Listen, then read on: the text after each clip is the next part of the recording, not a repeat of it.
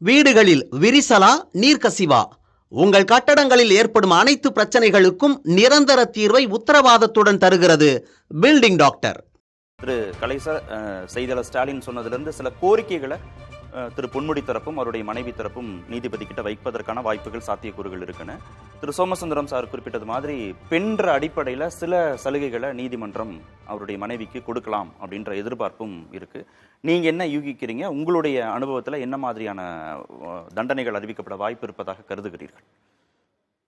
தண்டனை எனக்கு தெரிஞ்சு ஊழலுடைய தொகையை பொறுத்து அமையும் சொல்ல முடியாது. ஓஹோ. பிரிவென்ஷன் ஆஃப் கரப்ஷன் ஆக்ட்ல ஊழல்ங்கிறப்ப அதுவும் அரசு ஊழியர் ஊழல் ஈடுபட்டா, அந்த நோக்கத்தை தான் சந்தேகிக்குது. அரசு ஊழியர் ஊழல் ஈடுபட்டா அதிகபட்ச தண்டனை தரணும்னு சொல்லி உச்ச நீதிமன்ற தீர்ப்புகள் ஏற்கனவே இருக்கின்றன. அது ₹1 கூட இருக்கலாம். அது எவ்வளவுங்கிறது அந்த தொகை முக்கியம், ப்ரொபோர்ஷனேட் டு தி அமௌண்ட்.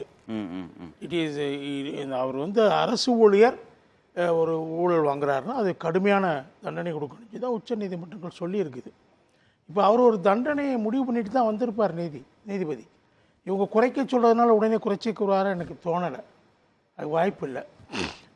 இன்னொன்று அவங்களுடைய துணைவியாருக்கு மனைவிக்கு அது சலுகை வழங்கப்படும் பெண் என்பதனால் என்பதை நான் ஏற்றுக்கல. 360 சொன்னார், இல்லை விதி இருக்குன்னு அவர் சொன்னார்.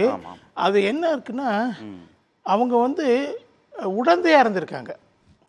அவருடைய இல்காட் இன்கமுக்கு அதை அவங்க அக்கௌண்ட்டில் தான் அதை கிரெடிட் பண்ணியிருக்காங்க. அவங்க எப்போ வருமான வரி ரிட்டர்ன்ஸை தாக்கல் பண்ணுறாங்க, எஃப்ஓபி ஃபஸ்ட் ஆப்பர்ச்சுனிட்டி நோட்டீஸ், எஃப்ஓஎன் ஃபஸ்ட் ஆப்பர்ச்சுனிட்டி நோட்டீஸ் அவங்க கொடுத்த பிறகு தான் காலம் தாழ்த்தி தான் வருமான வரி கணக்கை தாக்கல் பண்ணுறாங்க. அதுவும் தவறாக இருக்குதுங்கிறது அதையெல்லாம் இவங்க எம்பரிக்கெல்லாம் எடுத்துக்கிறலைங்கிறது தான் அந்த நீதிமன்றத்தினுடைய குற்றச்சாட்டு. இப்போ உதாரணமாக தம்பி சொன்னார், அது ஒரே சட்டம் தானே, அதில் என்ன வேறு சட்டம் ஒன்று தான். ஆனால் சாட்சியங்களை விசாரிக்கும் போது அந்த சட்டத்தை எப்படி அதுக்கான எவிடன்ஸை கலெக்ட் பண்ணும்போது அதில் வித்தியாசங்கள் இருக்குது. அவங்க அப்படியே ஏற்றுக்கிறாங்க. அதாவது உதாரணமாக இவங்க இந்த வழக்கில் 39 சாட்சிகள் 85 ஆவணங்களை விசாரிச்சிருக்காங்க. இதில் முக்கியமாக என்ன சொல்கிறாங்கன்னா, இதில் சென்னை உயர்நீதிமன்றத்துடைய அணுகுமுறை வேறா இருக்கு, கீழமை நீதிமன்றத்துடைய அணுகுமுறை வேறா இருக்கு. நீங்க சொன்னீங்க இல்லையா, இன்கம் டாக்ஸ் கட்டினதை கீழமை நீதிமன்றம் ஏத்துக்குச்சு, பொன்முடியுடைய மனைவி கட்டினதை ஏத்துக்குச்சு. ஆனா இங்க நீதிமன்றம் ஏத்துக்கல. ஆமா, அதுல என்ன புரிதலை போய் ஒரே சட்டத்தை எப்படி இன்டர்பிரட் பண்றாங்க வெவ்வேறு மாதிரின்னு? அதாவது நீங்க எப்போ தாக்கல் பண்ணாங்க, பிளேட்டடாக தாக்கல் பண்ணாங்க, அதை கணக்கில் கீழமை நீதிமன்றம் எடுத்துக்கிறல. அவங்க அந்த இன்கம் டேக்ஸ் ரிட்டர்ன்ஸு கூட அது சரியாக இல்லை, முறையாக இல்லை, அதில் தவறுகள் இருக்குது. அதில் காட்டப்பட்ட கணக்குகள் அவங்க வருமானத்துக்கு மீறிய பணம் அங்கே காட்டுறாங்க. அவங்களுடைய சோர்ஸ் ஆஃப் இன்கமுக்கு மேலே அவங்க வருமானத்தை காட்டுறாங்க. அந்த வருமானம் என்பது A1, அதாவது அரசு ஊழியருடைய பொன்முடியுடைய வருமானமாக நீதிமன்றம் வருது. அப்படி இவங்க அபெட் பண்றாங்க, உடந்தையா இருந்திருக்கிறாங்கிறப்ப அது குற்றத்துக்கு ஊழலுக்கு உடந்தையா இருந்திருக்காங்கிறப்ப ஒரு ஊழல் செய்த குற்றத்திற்கான தண்டனை அவங்களுக்கும் கிடைக்க வாய்ப்பு இருக்குன்னு நான் நினைக்கிறேன். அது சோமசுந்தரம் சார், இந்த ஒரு விஷயத்திலேயே தெளிவா தெரியுது. இதை எப்படி வெவ்வேறு 2 நீதிமன்றங்கள் வெவ்வேறு விதமா இன்டர்பிரட் பண்றாங்க? வருமான வரி தாக்கல் பண்றத, மனைவி தாக்கல் பண்றத அது அவங்களுடைய வருமானம் அப்படின்னு கீழமை நீதிமன்றம் ஏத்துக்குது. ஆனா இல்ல திரு பொன்முடியுடைய வருமானம் அப்படின்னு சென்னை உயர்நீதிமன்றம் அதை மாத்தி சொல்லுது. ஏன் இவ்வளவு வேறுபாடு வருது ஒரு இன்டர்பிரேஷன்ல? இதற்கு முக்கிய ஆவணங்கள் ஒண்ணுதானே. ஒன்று சொல்லிடுறேன் சார், அதுக்கும் சேர்த்து கருத்து சொல்லட்டும் சோமசுந்தரம் சார். அவங்க என்ன சொல்றாங்கன்னா, பெரிய தவறு என்ன சொல்றாங்கன்னா, 2 பேருடைய வருமானத்தை செப்பரேட் என்டைட்டியா பார்த்தது தான் தப்புங்கிறாங்க.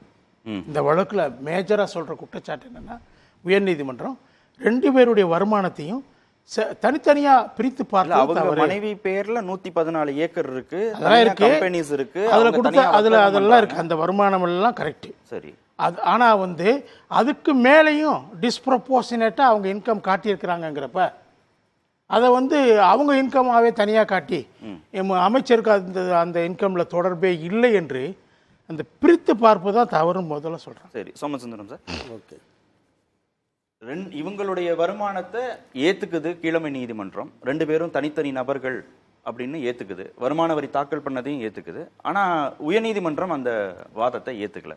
அதற்கு முக்கியமான காரணம் இந்திய உச்சநீதிமன்றம் பல வழக்குகள் தீர்ப்பு வழங்கியிருக்கிறது.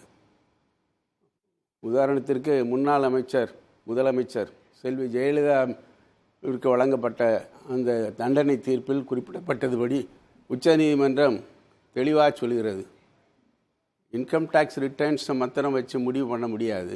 இன்கம் டேக்ஸ் ரிட்டர்ன்ஸ் வந்து செப்பரேட். ஸோ இன்கம் டேக்ஸ் ரிட்டர்னில் அவங்க கொடுக்கக்கூடிய விவரங்கள் எவ்வளவு தூரத்தில் உண்மையானவை, நியாயமானவை என்பதை பரிசீலனை செய்ய வேண்டிய அதிகாரமும் நோக்கமும் புலன் விசாரணை செய்யும் அதிகாரிக்கு உண்டு. அவர் அதை பற்றி தெளிவாக அந்த புலன் விசாரணையில் இது தாமதமாக தாக்கல் செய்யப்பட்ட வருமான வரி ரிட்டர்ன்ஸ் அப்படின்னு அவங்க முடிவுக்கு வந்து இது பொய்யாக இருக்கிறது, இந்த வருமானம் பொய்யாக இருக்கிறது. அவர்கள் சொல்கிறார் ஒரு கம்பெனியில் இத்தனை லாபம் வந்திருக்கிறது என்று.